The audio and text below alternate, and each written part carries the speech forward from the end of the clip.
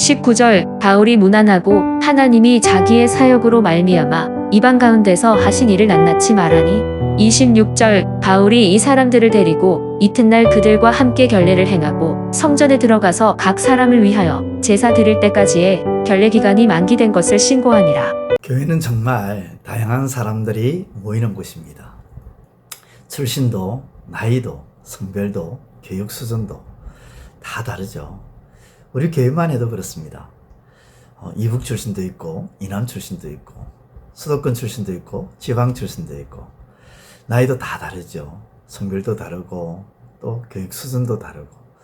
그것만 다른 것이 아니죠. 성격도 다르죠. 기질도 다르고, 생각하는 것도 다르고, 추구하는 스타일도 다 다릅니다. 사랑하는 남녀가 만나서 결혼을 해도 싸움과 다툼이 있는데, 하물며 출신도 나이도 또 성별도 성격도 다 다른 그런 사람들이 모인 교회에 얼마나 갈등이 있겠습니까? 어찌 보면 교회 안에는 갈등이 있는 것이 당연하다고 해도 과언이 아닐 것입니다. 그러나 이러한 모든 갈등을 다 듣고, 그러한 갈등이 있어도 그 갈등을 다 듣고 교회의 공동체가 하나가 될 수 있는 이유, 또 하나 되기 위해서 힘쓰고 애쓰는 그 이유는 바로 그리스도의 복음, 하나님의 말씀 때문입니다. 오늘 말씀을 보면 드디어 바울과 함께한 일행이 예루살렘에 도착을 합니다. 바울은 이제 예루살렘을 방문을 하고 최종 목적지인 로마로 가고자 했습니다. 그동안 바울은 지중해 동편 그리고 그리스 문화권 대부분 지역을 다니면서 하나님의 말씀을 전했고, 유대인 디아스포라와 헬라인들 중 많은 핵심자들을 얻게 되었습니다. 바울은 예루살렘에 도착해서 만난 형제들에게 지난 사역 가운데에서 있었던 놀라운 일들을 간증을 합니다. 21장 19절 말씀을 보면 바울이 무난하고 하나님이 자기의 사역으로 말미암아 이방 가운데서 하신 일들을 낱낱이 고하니, 우상으로 가득한 도시에서 하나님의 말씀이 들어간 핵심자가 생겼다고, 또 힘들고 어렵고 지칠 때마다 믿음의 동력자들을 하나님이 붙여주셨다고, 여러 위험과 죽을 위기도 있었지만 그때마다 도우시는 하나님의 손길이 있었다고, 사람을 고치고 살리는 기적들도 있었고, 이런 바울의 간증을 들은 예루살렘의 형제들은 하나님께 영광을 돌립니다. 우리는 때로는 교회 일을 감당하면서 내가 했다라고 생각할 때가 있습니다. 그런데 정확한 고백은 나를 통해서 하나님이 하셨다, 이거죠. 바울과 바울 일행들 그리고 예루살렘의 형제들은 이 모든 것이 하나님께서 그들을 통해 하신 놀라운 역사하심이라는 사실을 알았습니다. 그래서 가장 먼저 이 모든 것을 주관하시고 섭리하신 하나님께 영광을 돌렸던 것입니다. 이것이 정상적인 신앙의 모습이죠. 그런데 한편으로는 바울의 마음을 아프게 하는 그런 이야기도 있었습니다. 바울 자신에 대한 오해와 반감이 예루살렘 교회 형제들 사이에 퍼져 있는 것이죠. 왜 예루살렘에 있는 믿음의 공동체는 바울에 대한 이런 오해와 반감을 가지게 되었을까요? 바울이 이방에 사는 유대인들에게 율법과 유대의 전통을 버리도록 가르쳤다는 소식이 퍼졌던 것입니다. 21장 21절을 보면 네가 이방에 있는 모든 유대인을 가르치되 모세를 배반하고 아들들에게 할례를 행하지 말고 관습을 지키지 말라 한다 함을 그들이 들었도다. 바울이 이방 지역의 유대인들에게 율법과 유대의 전통을 버리도록 가르쳤다는 소식은 예루살렘에 사는 믿는 유대인들에게 반감을 살 수 있었고, 교회의 갈등과 문제가 되는 요인으로 충분했던 것입니다. 이런 상황 속에서 교회 지도자들은 바울에게 한 가지 제안을 합니다. 바울이 이런 오해와 반감을 받으니까요. 그 제안은 하나님 앞에 서원한 4명의 형제들과 같이 정결례식을 함께 치르고 그 비용을 지불하라는 것입니다. 이렇게 함으로써 바울이 율법을 준수하는 사람이라는 것을 행동으로 보여주라는 것이죠. 당시 나실인 절차에 따르면 7일 동안 성전에 거하면서 결례를 행하고 8일째는 머리를 깎아야만 했습니다.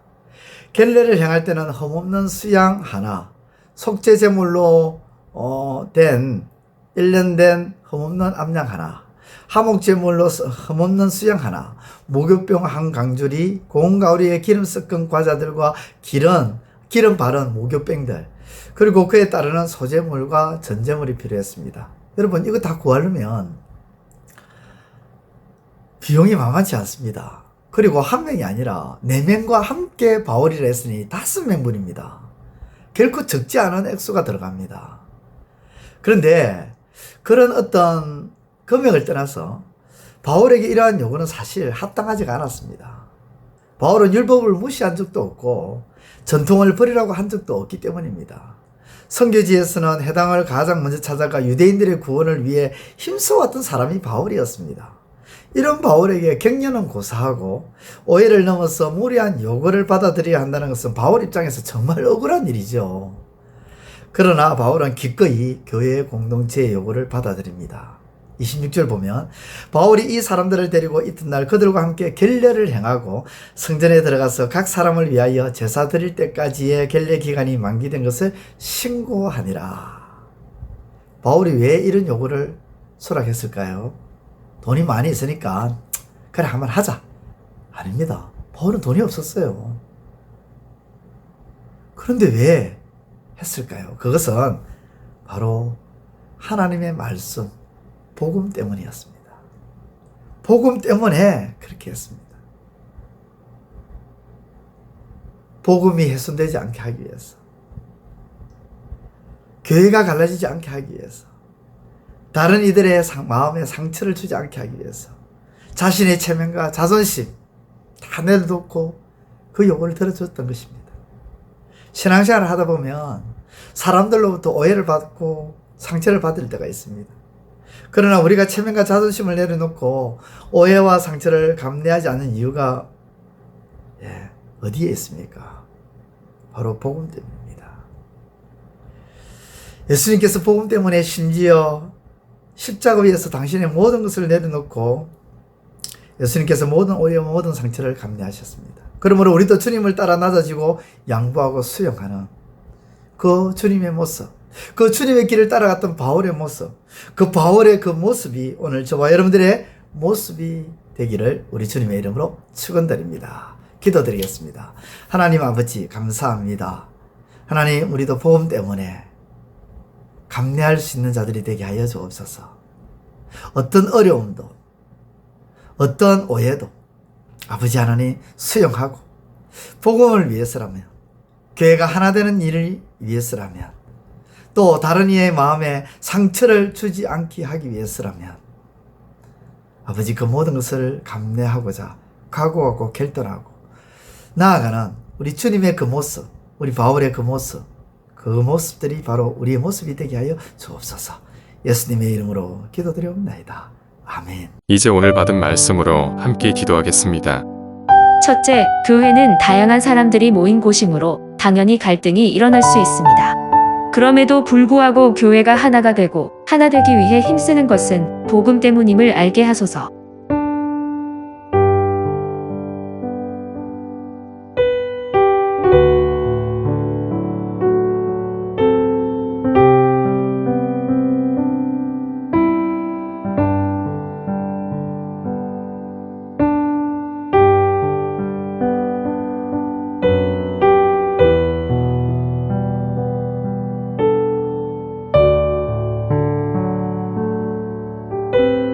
둘째, 바울은 억울하게 오해와 반감을 가지게 되었지만 복음을 위해 교회가 하나 되도록, 다른 이의 상처가 없도록 교회 공동체의 요구를 받아들였습니다.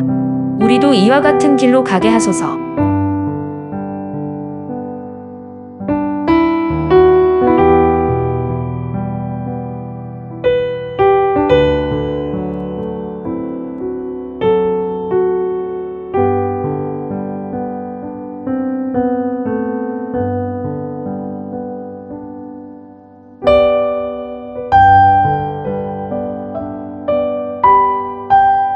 이제 오늘의 기도 제목을 가지고 합심하여 기도하도록 하겠습니다. 첫 번째, 하나님, 교회는 자신을 드러내기 위한 곳이 아니라 하나님의 영광을 드러내기 위한 곳임을 기억하게 하소서.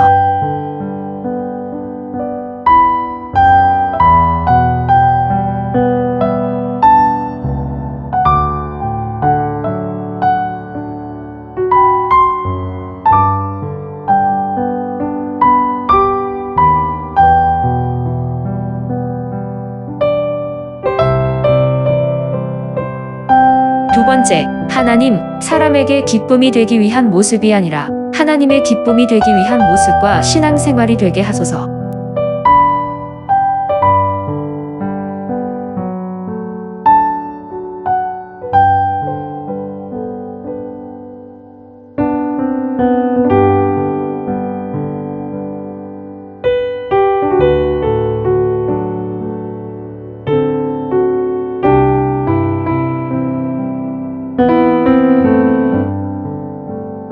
세 번째, 하나님, 교회는 건물이 아니라 예수 믿는 사람들입니다.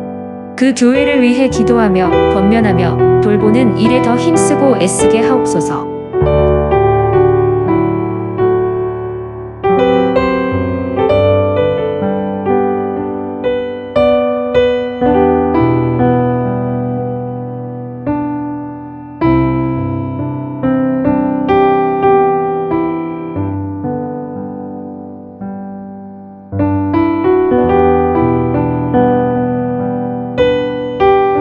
이제 개인의 기도 제목을 가지고 하나님 앞에 기도하시기를 바랍니다.